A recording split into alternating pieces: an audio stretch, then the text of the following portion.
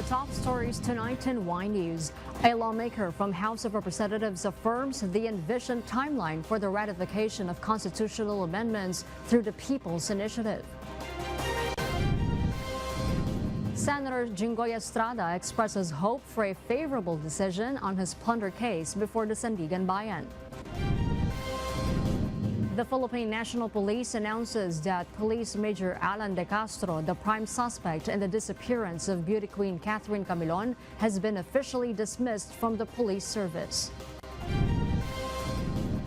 And find out the measures that the White House will take to hold the Yemen-based Houthi rebels accountable for their actions after they have been relisted as terrorists. Good evening, Philippines and the world. Today is Thursday, January 18, 2024. Join us in the next hour as we deliver today's top stories around the Philippines and in other parts of the world.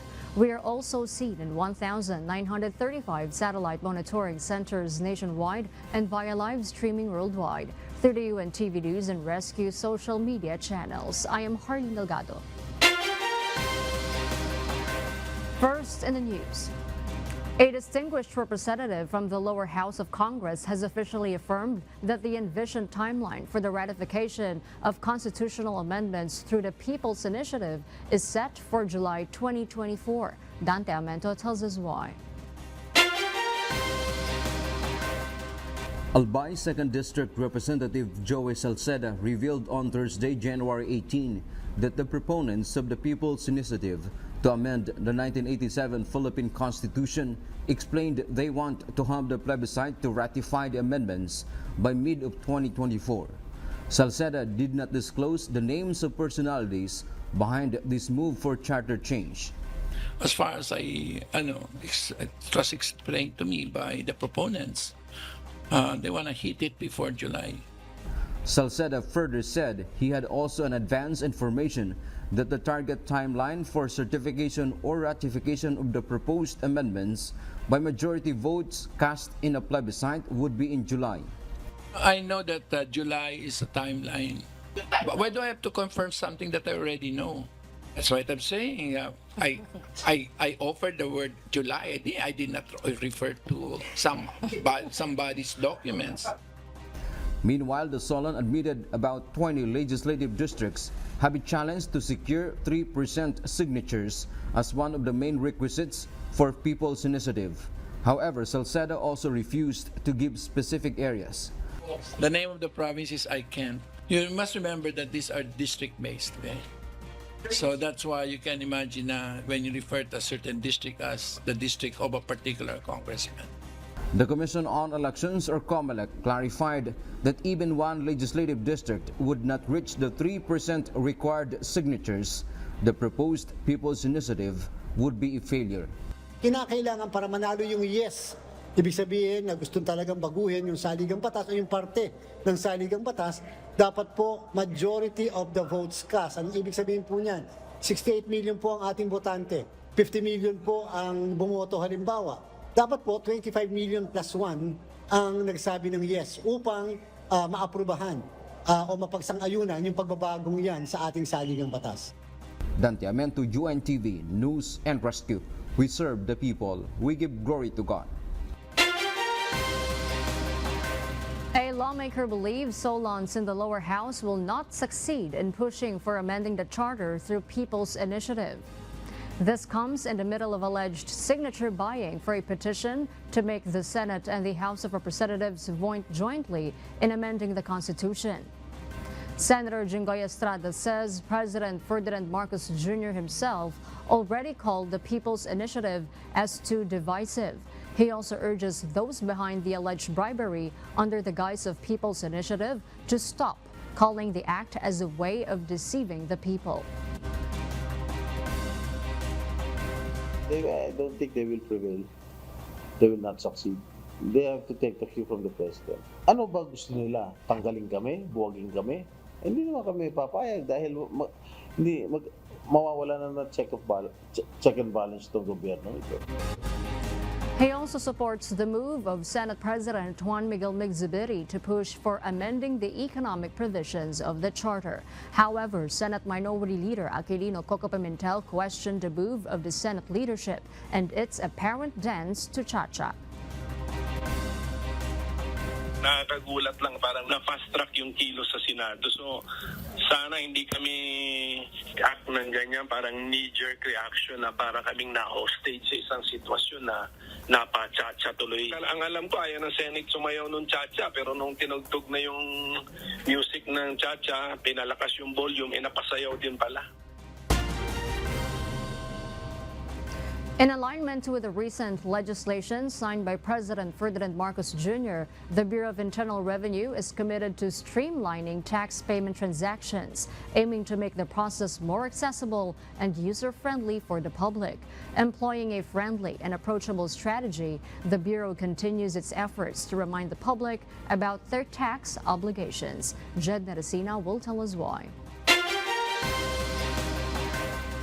Commissioner Romeo Lumagi Jr. of the Bureau of Internal Revenue assured the public that the BIR is dedicated to keeping taxpayers well informed about their obligations. This commitment is in line with the directive of President Ferdinand Marcos Jr., emphasizing the need to expedite and simplify tax payment transactions. We make sure that we go the extra mile in explaining to the taxpayers their tax obligations. The Commissioner highlighted the agency's goals of ensuring that everyone can fulfill their tax responsibilities correctly, especially given the evolving nature of the BIR's regulation. Una-una, alam natin ang direktiba ng ating mahal na Pangulo na siguraduhin na mapabilis at mapagaan ang transaksyon dito sa BIR. Kaya naman na ito yung naisipan natin na para ma-implement ang policies ng ating mahal na Pangulo na siguraduhin na makapagbayad ng tamang buwis ang lahat.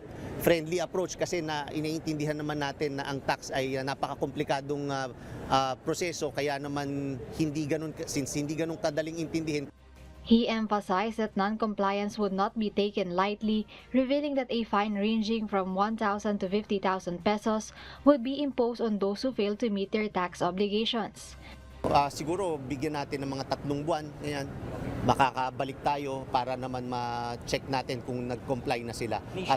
Nationwide po ulit yan, kaya sa susunod na pagbisita natin at nakita rin natin na hindi pa sila nag-comply ay syempre we will take it as parang intentional na pagkatapos kayong maturuan at masabihan kung anong dapat gawin at hindi pa rin ginawa ay syempre medyo kailangan na natin na i-enforce ang nakalagay sa batas ng mga penalties. Discussing the new ease of paying taxes law, Commissioner Lumagi Jr. explained that it aligns with the President's vision of facilitating a more convenient tax-paying process. He detailed a segmentation strategy for taxpayers, acknowledging the varying requirements for large and small businesses. So with this ease of paying taxes ay mas maraming proseso ang pwede nating padaliin at mas marami tayong magawa dahil gusto, again, na ang concentration natin talaga ay mas mapagaan ang transaksyon sa aming ahensya. Yung mga malalaking taxpayers at ay iba ang mga magiging requirements sa mga mas maliliit na taxpayers dahil naiintindihan natin syempre dahil mas maliit ang operasyon nila, mas maliit ang kita nila at mas wala silang pambayad sa mga professionals na pwedeng tumulong sa kanila katulad ng accountant at mga lawyers. Under the new law, the previously mandatory annual registration fee of 500 pesos payable before or on the last day of January has been abolished. This move is anticipated to relieve taxpayers of an additional financial burden. Again, mas mapapadali yung pagbayad ng buwis. So maraming nakalatag dyan na siguro ngayong buwan na to matatapos namin yung drafting ng revenue regulations para ma-implement na namin kung ano yung sinasabi sa batas. Yung isang na-implement natin yung hindi na pag-impose ng annual registration fee. So wala na yung hindi na kailangan bayad ng registration fee. Commissioner Lumagi Jr. expressed optimism that the Ease of Paying Taxes Act would encourage more individuals and businesses to fulfill their tax obligations promptly, fostering a culture of compliance. Jed Neresina, UNTV News and Rescue. We serve the people, we give glory to God. Senator Jinggoy is hopeful for a favorable decision on his plunder case before the Sandigan Bayan. The senator says he is in high hopes that the court will rule in his favor, saying that the granting of bail in 2017 showed that there was no strong evidence against him. However, he admits he is still nervous with the outcome. The decision on his plunder case in relation to the Priority Development Assistance Fund or PDAF scam will be promulgated by the Anti-Graft Court tomorrow, January 19. I hope it will be favorable. I do not have any idea yet. I'm keeping my fingers crossed. It affected me. It affected my whole family. Agad hindi pa nire-resolve itong kaso ko. Siyempre parang merong sword of Damocles hanging over my head. Police Regional Office Calabar Zone Director Police Brigadier General Kenneth Lucas announced that Police Major Alan De Castro, the prime suspect in the disappearance of beauty queen Catherine Camilon, has been officially dismissed from the police service. This decision follows Brigadier General Lucas's endorsement of the Internal Affairs Service 4A's recommendation for an administrative case citing conduct unbecoming of a police officer due to immorality.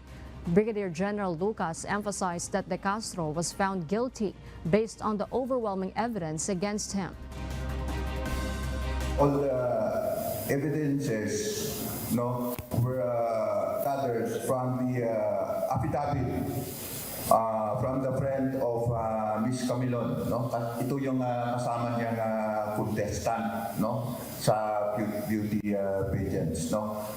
May mga photos and of course yung palitan nila ng text messages.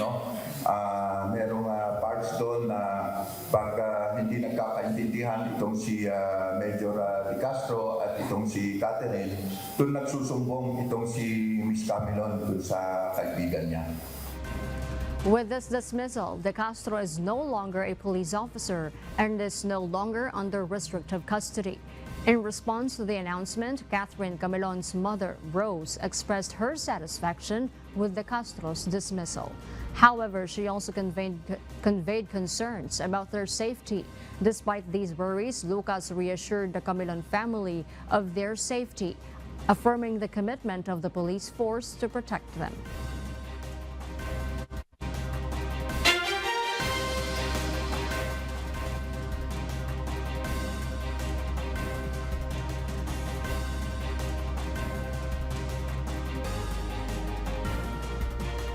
And for the news abroad, the United States have relisted the Yemen-based Houthi rebels as a terrorist in response to the group's continuous attacks in the Red Sea.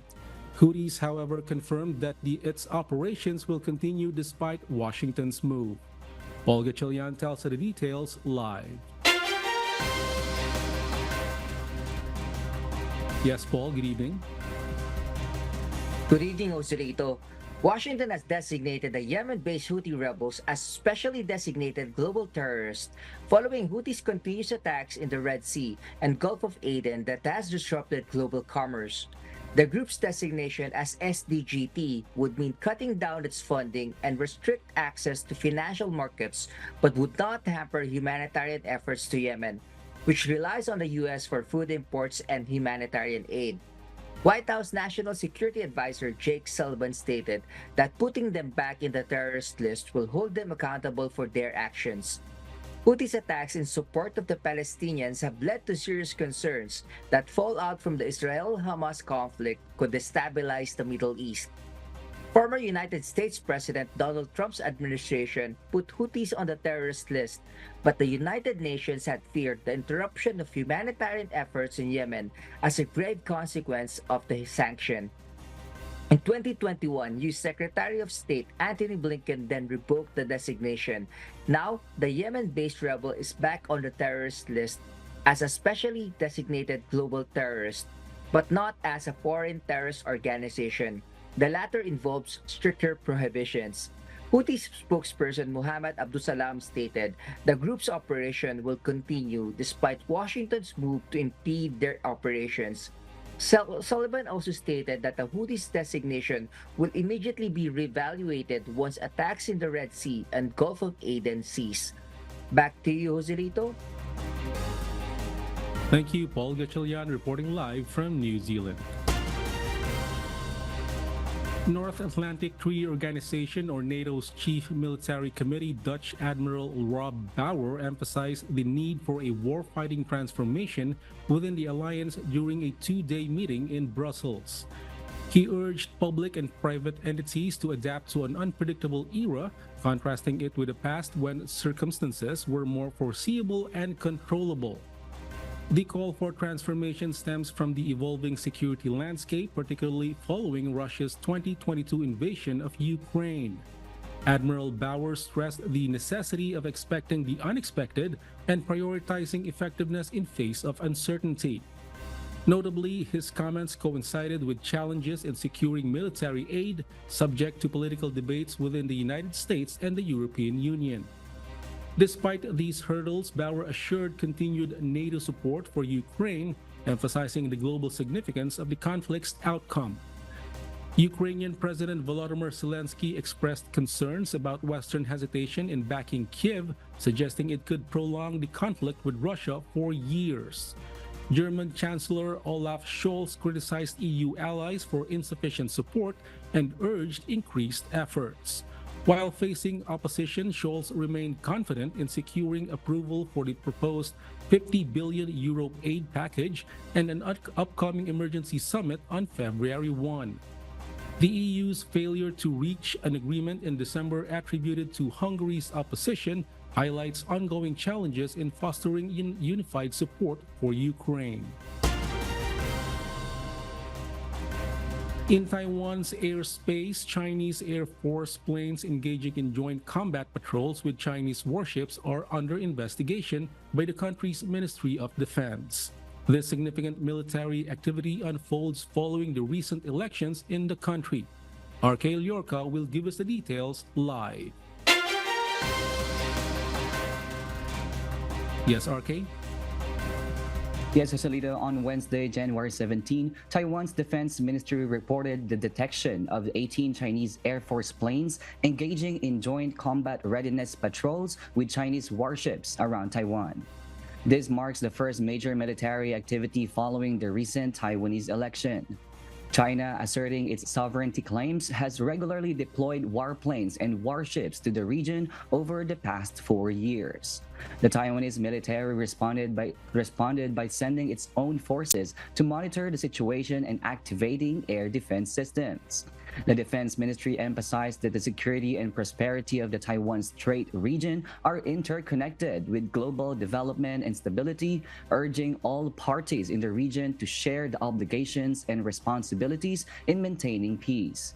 There was no immediate response from China's Defense Ministry on the said incident, but earlier on Wednesday, China's Taiwan Affairs Office stated that its position on using force to bring Taiwan under its control was directed at foreign interference and a small number of separatists. Moreover, the office also mentioned the need to correct the Taiwanese population's biases against China. The United States, on the other hand, expressed its close monitoring of Beijing's actions and urged China not to use Taiwan's election as a pretext for escalation. The U.S. State Department has emphasized the importance of maintaining the status quo and preserving peace and stability in the Taiwan Strait. Lai Ching-te, the president-elect of Taiwan, who will take office on May 20, has offered talks with China but has been rebuffed. He has stated that peace and stability across the strait will be maintained, with the future of Taiwan to be decided by its people. Back to you, Joselito. Thank you, RK Llorca, reporting live from Thailand. The Land Transportation Office, or LTO, expresses optimism about resolving the ongoing challenges related to the supply of plastic cards for the issuance of driver's licenses. Officials from the LTO anticipate that the situation will stabilize and the supply chain for these essential cards will be normalized by April of this year. JP Nunez will tell us why. Acknowledging the challenges in the issuance of driver's license cards, the Land Transportation Office, or LTO, revealed that they currently possess only approximately 270,000 pieces of plastic cards, which would last for a mere 2 weeks. In response to the shortage, the LTO is actively exploring various options to address the supply issue. One potential solution being considered is a government-to-government acquisition of plastic cards, with the source being the existing supply from government printing offices, primarily the National Printing Office or NPO. Ang most advanced, prominent, and very transparent process would be yung ating agency-to-agency acquisition of license. No? Ito yung mga printing offices ng gobyerno. We have requested them to submit quotations kung gagawin nila yung ating lisensya. No? Additionally, the LTO is awaiting the opinion of the Office of the Solicitor General or OSG regarding the donation of 4 million plastic cards by a private company.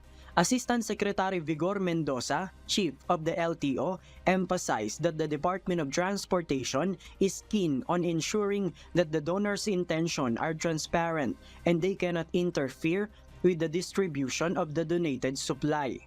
Kasi this is something new with the LTO. I learned from my staff that wala pa nagdo-donate ng cards sa LTO, no? So kaya medyo nagtagal kasi it's a new new procedure.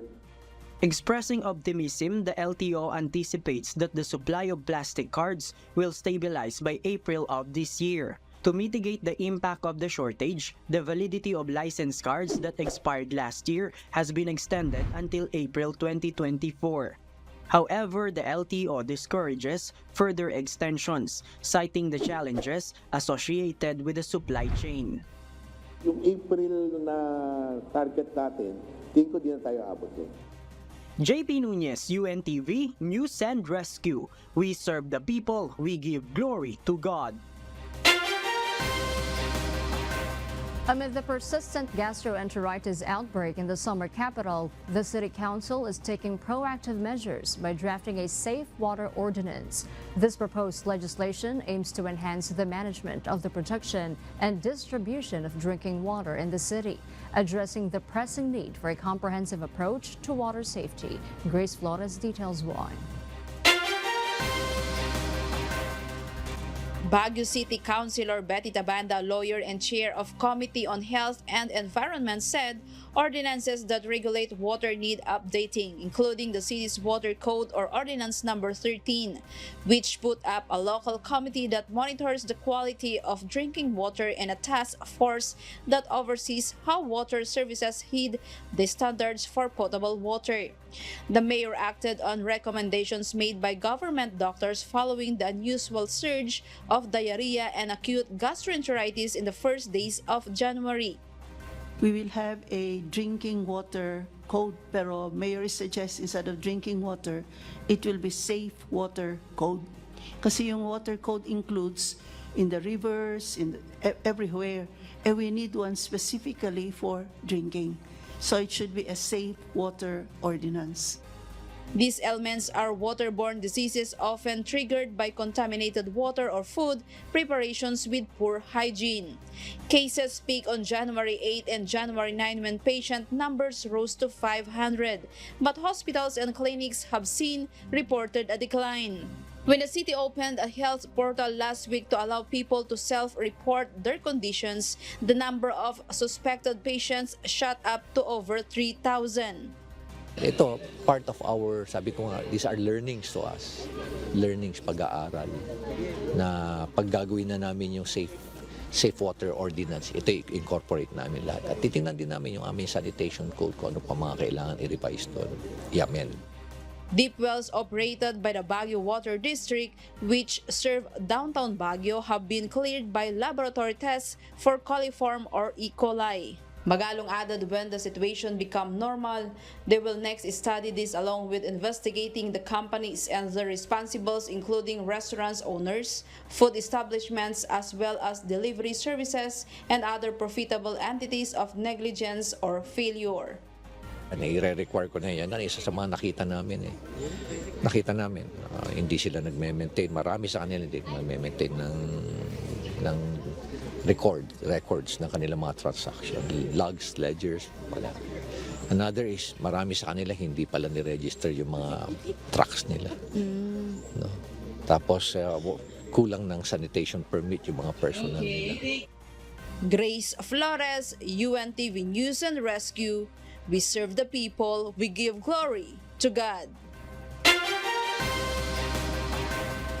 The Department of Tourism, or DOT, and the Department of Migrant Workers, or DMW, have jointly launched the Balik Bayani sa Turismo program, an initiative aimed at encouraging overseas Filipino workers, or OFWs, to become livelihood entrepreneurs, invest, and contribute to the financial literacy of their fellow OFWs and their families. This collaborative effort involves various programs from the DOT and the reintegration program of the DMW. The government plans to conduct diverse livelihood training programs, including culinary tourism, retail business, farm tourism, homestay operations, tour guiding, and more. Yung turismo po ng Pilipinas ay nakabangon na. Philippine tourism has vigorously recovered and is taking top priority under the Marcos administration. And therefore, now is the best time to invest in Philippine tourism. Ito yon, we're hearing the stories of the majority who have dreams of coming home for good and of setting up a business. And we heard it, no?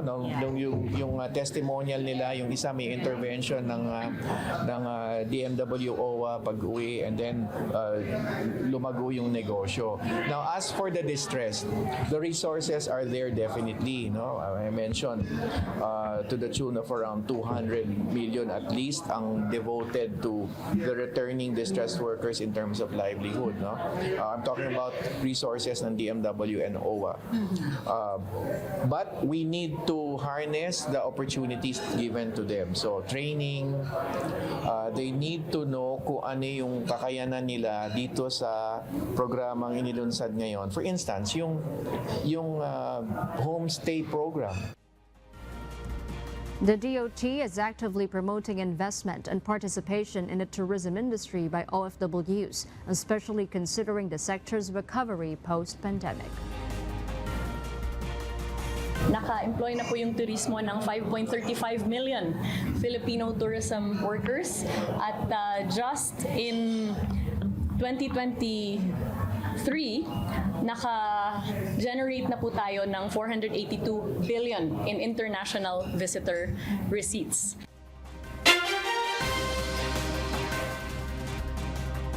China's population declines by 2 million in 2023, marking the second consecutive annual decline according to the National Bureau of Statistics. Ruth Bahe tells us why. China dropped its population by 0.15% or 2.08 million, according to country's Statistics Bureau. The decrease of population made China as the world's second most populous country in 2023, while India took the first place. This is the second year where China's population fell. In 2022, the population declined by 850,000, making it the first population drop since the Great Famine in 1961.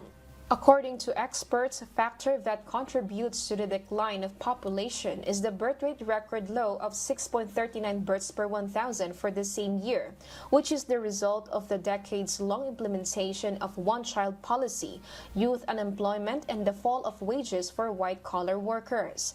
High child care and education costs put many Chinese couples off having children. Chinese women are reluctant to have a break from their career due to traditional expectations that women's role is the caretaker of the family. Furthermore, fresh data gathered on the fall of economic growth, which is due to fewer workers and consumers, while the rising cost of elderly care and retirement benefits, which add on to indebted local governments. Another vital factor for the population low is China's rate of 7.87 deaths per 1,000 people, which was higher than reported in 2022. The country's retirement age population, aged 60 and over, reached 296.97 million, which is 21.1% of its total population, is expected to increase to more than 400 million by 2035, and experts see the pension system running out of money by 2035. Ruth Bahe, UNTV News and Rescue. We serve the people, we give glory to God.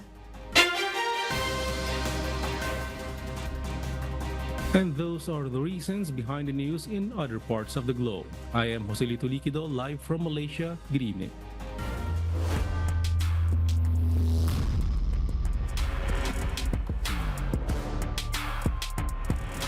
Continuing with the winning momentum, SSS Kabalikat secured a victory in the UNTV Cup Season 10 eliminations by defeating the DNR Warriors. Meanwhile, the PNP responders bounced back after their second straight loss. On the other hand, the AFP Cavaliers claimed their second consecutive win by triumphing over the NHA home masters. JP Nunez reports.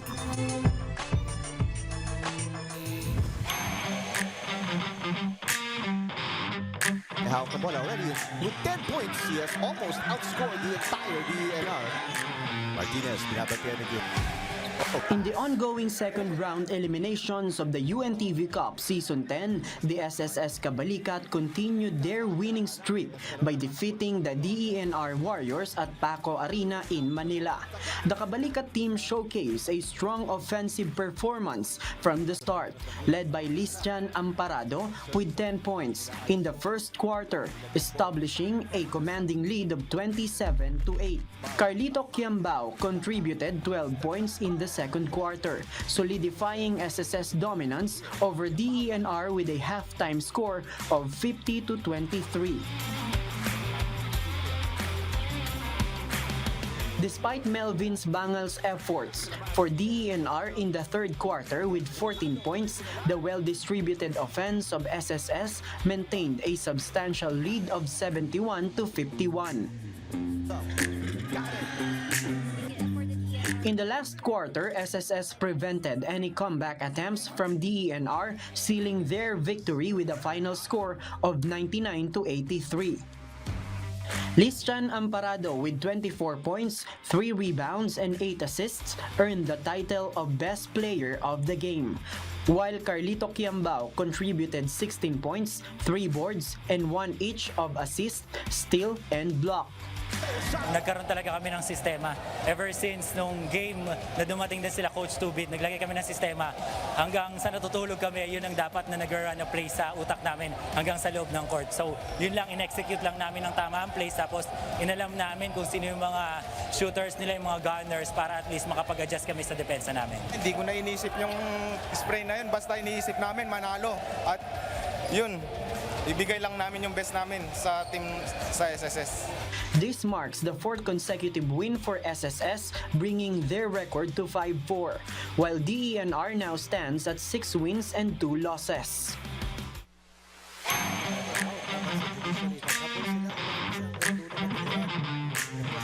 In a closely contested match between the PNP responders and the Ombudsman Graftbusters, the first quarter ended in a deadlock at 21 points each, setting the stage for an intense battle. As the game progressed into the second quarter, the PNP responders managed to edge ahead by a single point, concluding the first half with a score of 47-46 in their favor. The Ombudsman Graftbusters fought back in the third quarter, taking a slim lead of 1 point with a score of 67-66. Entering the crucial last quarter, the Graftbusters unleashed an 8-0 run within the first minute and 13 seconds, establishing a 9-point lead at 66-75. In response to the escalating deficit, the PNP promptly called a timeout. Marco Fortuno then executed a strong drive to the basket, earning a quick 2 points and reinvigorating the PNP's offense. With under 3 minutes remaining, the Graftbusters maintained a 7-point lead at 81-88. However, the PNP staged a comeback, and in the last 1.31 minutes, they equalized the score at 90 points. This was achieved through a 1 out of 2 free throw by Flormata and a putback by Anton Tolentino. Puts it in! Oh, yes! With just 46 seconds remaining on the clock, Richard Villanueva delivered a crucial big three-pointer, followed by a 2-point shot from Flormata, courtesy of a long assist by Tolentino. This surge brought the PNP responders into the lead by 5 points with a score of 95-90. The Ombudsman Graph Busters hurried to respond, but the buzzer sounded, solidifying a 99-92 victory for the PNP.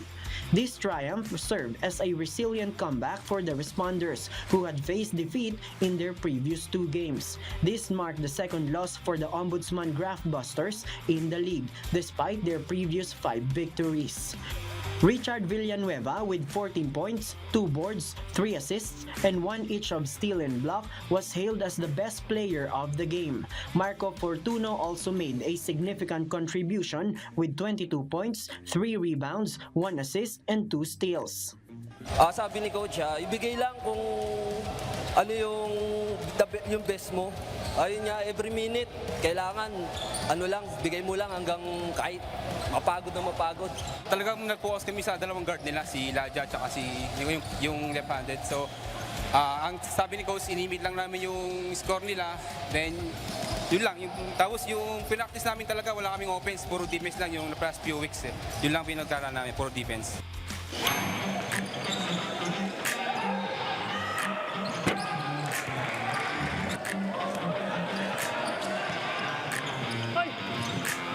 In the third game, the AFP Cavaliers emerged victorious against the NHA Home Masters in an exciting match that concluded with a score of 77-72. Darwin Cordero led the charge for the AFP with 18 points, 5 rebounds, 3 assists, and 2 steals. Complemented by Mark Salupado's impressive performance of 21 points, 10 boards, 2 assists, and 3 steals. Although the NHA momentarily held a 9-point lead at one point, the AFP staged a comeback. Same lang na sa practice, sinasanay namin na makalaro kami ng first to fourth quarter, gawa ng maising ang rotation namin. Yung ibang mga veterano po namin, siyempre may kanya-kanyang injury na nararamdaman. So, ang ano lang nila sa akin, binibigay nila ng kumpiyansa na makontrol ko lang yung game. So, yun lang yung in-expect nila sa akin na mai-control ko lang yung team namin hanggang first to fourth quarter po. Yes ma'am, unang-una yung attitude kasi konti lang yung bench namin, mababaw lang yung palitan. Kaya yung pinaghandaan din talaga namin, yung second elimination, lalo na yung kailangan talaga mag-step up yung unang-una kami sa depensa at saka siyempre hindi nawawala yung pinapalakas namin yung stamina namin. The AFP Cavaliers have notched their second consecutive victory, showcasing their prowess on the court. Meanwhile, the NHA Home Masters unfortunately experienced back-to-back losses in the UNTV Cup Season 10. JP Nunez, UNTV, News and Rescue. We serve the people, we give glory to God. And before we close, we will leave you with a word, giving glory to God. From the book of Proverbs, chapter 17, verse 9, it says, He that covereth a transgression seeketh love, but he that repeateth a matter separateth very friends. And those are the reasons behind the news, January 18, 2024. Reasons we deliver to you as they unfold. Because we need to know. We will always ask why. I'm Harleen Delgado. We serve the people. We give glory to God.